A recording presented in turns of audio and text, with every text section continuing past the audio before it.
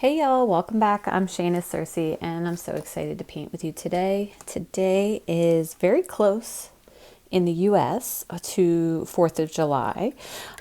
So I'm just going to do a red, white, and blue themed floral arrangement.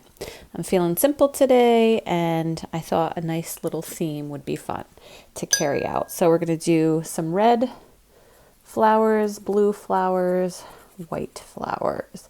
We're going to keep it simple, simple shapes, nice and loose. This is a cadmium red. I'm using my 6x9 Bao Hong sketchbook, Watercolor Journal, 100% cotton, 140-pound cold press. My core watercolor paints, QOR by Golden. I am using my Velvet Touch brushes, Princeton Velvet Touch. I have a 10, a 4, and a 6. And I'm going to start pulling out some colors. So I have cadmium red. I'm going to activate my Ultramarine.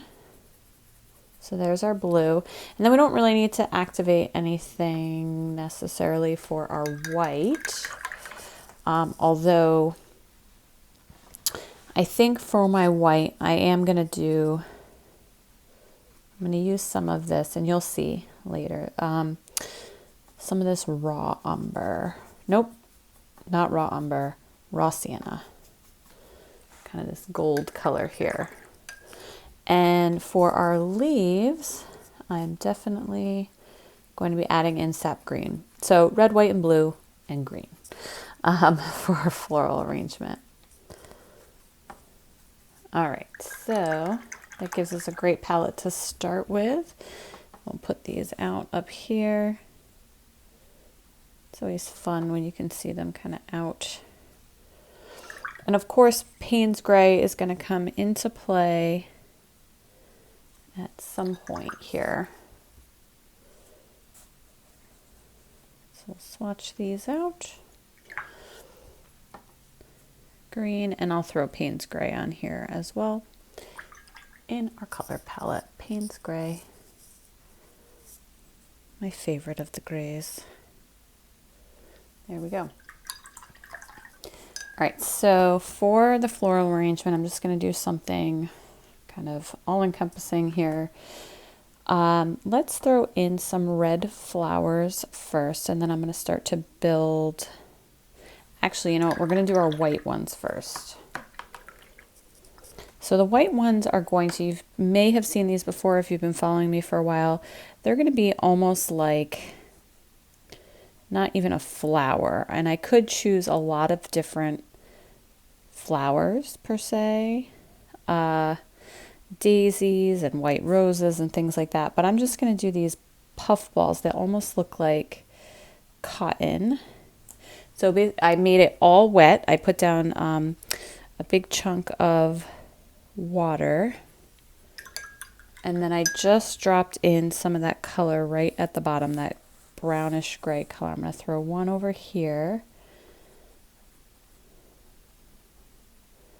and I could even do something that's somewhat reminiscent of like a pussy willow, which is here I think in the south too, but in the northeast.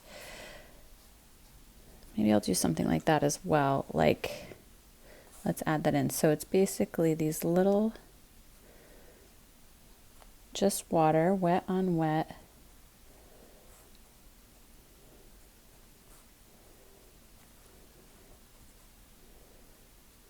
And then I'm going to add in, so I'm introducing another color here. I'm introducing raw umber, which is a dark brown color, and I am going to, oops, probably too wet, a little too much. But these, I could let them dry a little bit. At the very edges, they should translate a little bit white. Let me pull a little color off of them. But these little dollops of kind of white, brown, cottony edges there. All right, so I did one of those and I did two of these. I'm going to actually add this color to these as well. So instead of, we're going to shift directions here. Instead of the raw sienna, if you haven't started yet, I might suggest the raw umber.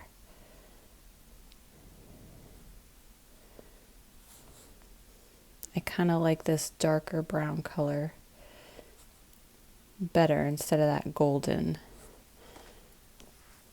So with wet on wet, what that does is the color is going to continue to kind of seep up the sides. You might want to help it a little bit in a few areas, but you do want these to generally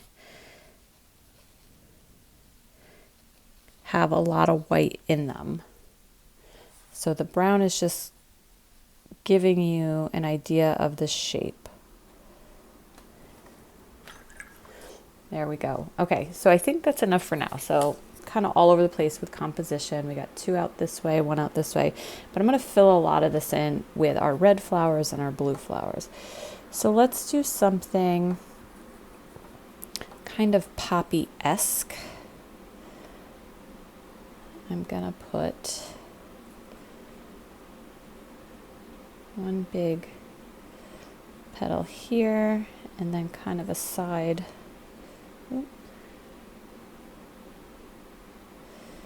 Petal here.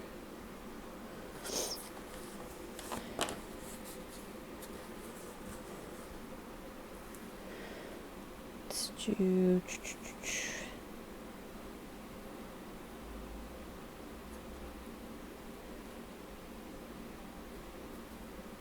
oh my goodness, I'm just being crazy with my paints. You see me just splatter it all the way across there?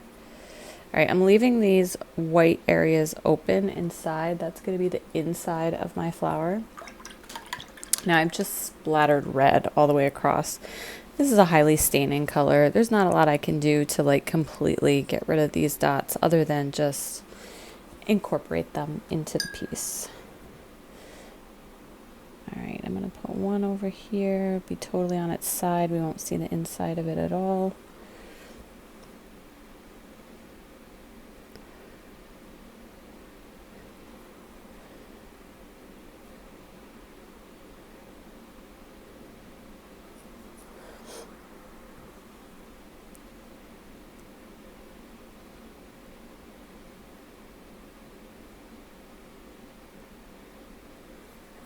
Just throwing in some extra colors.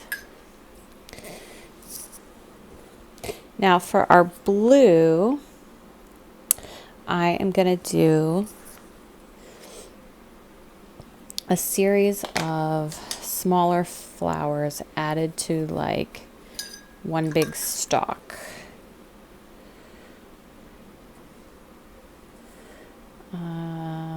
Or I could do like a ball of hydrangea. No, I think I'm gonna put another red flower here with maybe white. I'm gonna do blue here and here.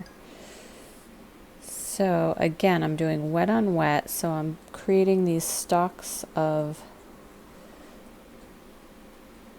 flowers. And then I'm gonna drop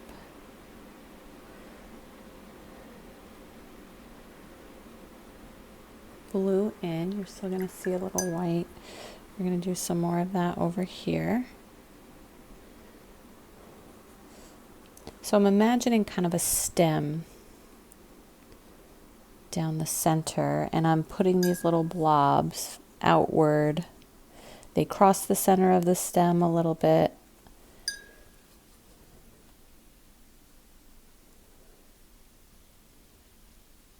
And we're also going to put in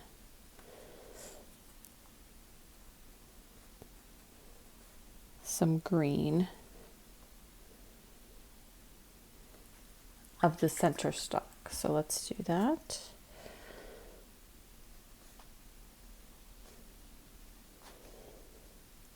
And you'll even see little bits of green kind of coming out from the center. You can let the green bleed a little bit.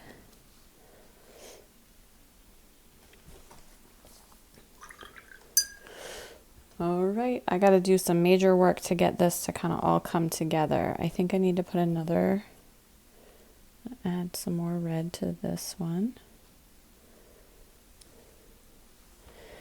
I need to put another red one here.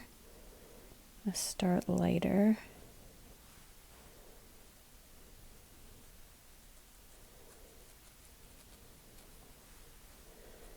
And I'm just doing these loose, kind of fluttery, leaving the center open. Let's drop darker color into the center. I think I gotta go a little darker. Look at how that core paint moves. It's just divine. If you like paint that moves, this is the paint for you. All right, so I'm gonna start building in some greenery, but I think I have to add a little more blue and maybe one more, something with white. I'm gonna do like a spray down this way. Not my finest composition, people, but that's okay. I'm just playing, going quickly.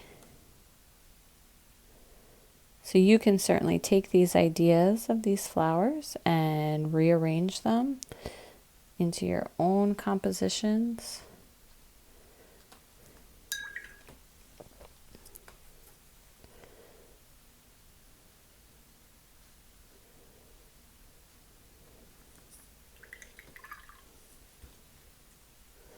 I'm going to go back into a few of these with really dark blue and just add, because this is 100% cotton, things are still pretty wet, and it's just going to add more contrast. All right. So while that dries, I'm going to start adding in some other greenery. This size 6 brush is not my favorite. It actually doesn't hold a very good point. I'm sure it's my fault. I'm sure I've abused the brush over time. But let me switch my brush.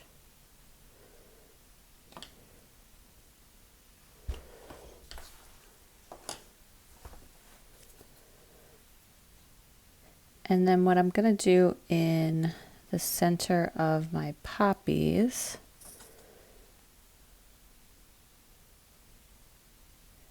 is give them kind of a darker center. You could certainly let things dry. I'm kind of working around them right now. I'm doing my best not to run my hands through all of this wet paint because everything is still very wet.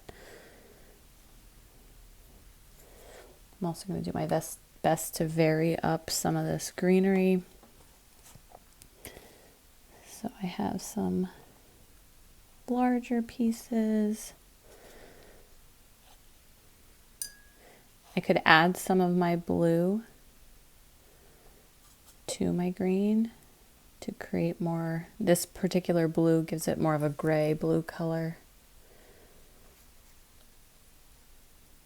versus if I use phthalo blue,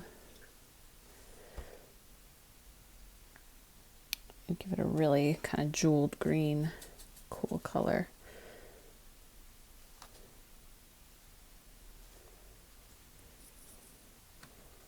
And I can even take sap green and mix it with Payne's gray to get a darker, more olivey color.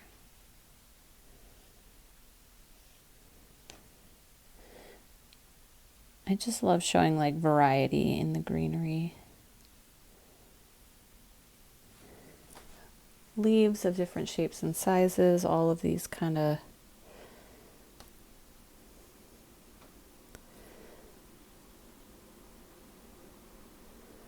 throw some little pine bits in there. Just creates different textures. Have fun with it, play with it. Be careful around the edges of your white objects. If you get too carried away, you're going to cover up the edges, but if you do it well and go around those edges, they are slightly like grayer or browner than the paper, then you will actually enhance the look and feel of the edge.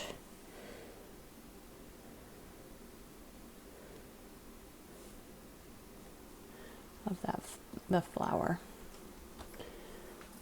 Let me make sure this one is attached to something.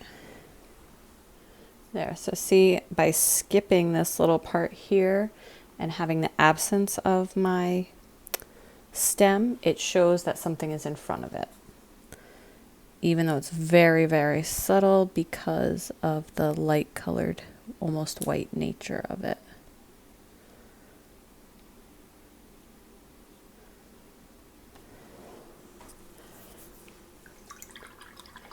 All right, let's get into the center of those poppies. I'm going to take some Payne's Gray. I'm going to go a little lighter, a little more gray than black at first. Just going to stipple in the center here, the center here. And then I'm going to go with dark color.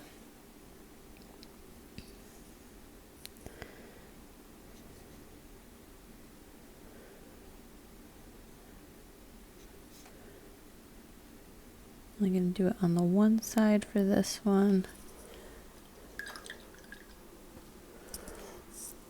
And I am going to take I have a detail brush or a rigger brush. Here's a rigger.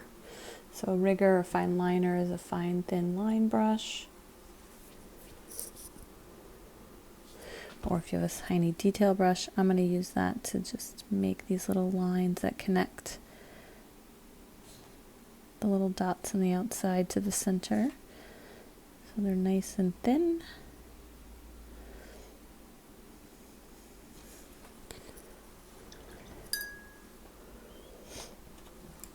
And then I might add just a few more like of these, the little the pussy willow kind of sticking up over the top here. And again, that's just water. And then the brown color, just let it touch the edge of those.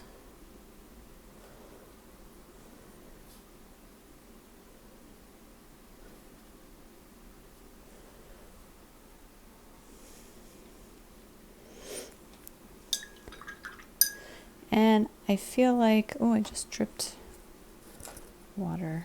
I'm never very careful, especially when I'm on camera. I'm going to put some of those down here as well. Actually, I think I'm going to do some blue down here because it's very off balance with the blue. So let's just do a few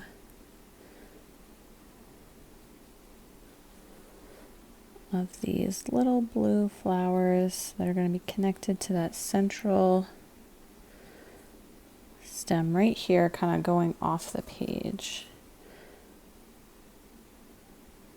Just dropping in a little bit of color right at the edge.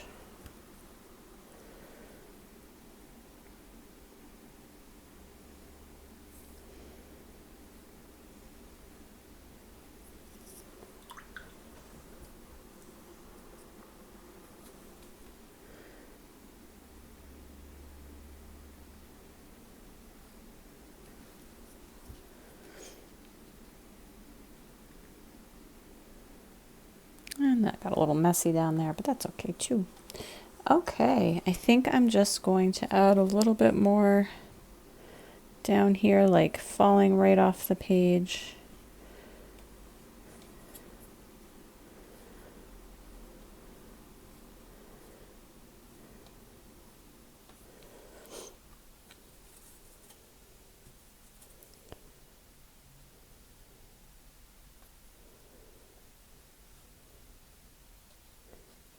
And you can keep going and going and going. But that is our little wild and crazy red, white, and blue flower montage in honor of our 4th of July, which is coming up. I hope everyone has a safe, who celebrates the 4th of July, has a safe and happy, healthy 4th of July filled with fun and friends. Don't forget to check out the description for links to supplies and materials. Leave a comment. You can like this video and subscribe to the channel if you haven't already done so. I would love to hear your comments as well. I'm Shayna Cersei. It's always so fun painting with you. Thanks again, and I will see you for our next watercolor journal page very soon.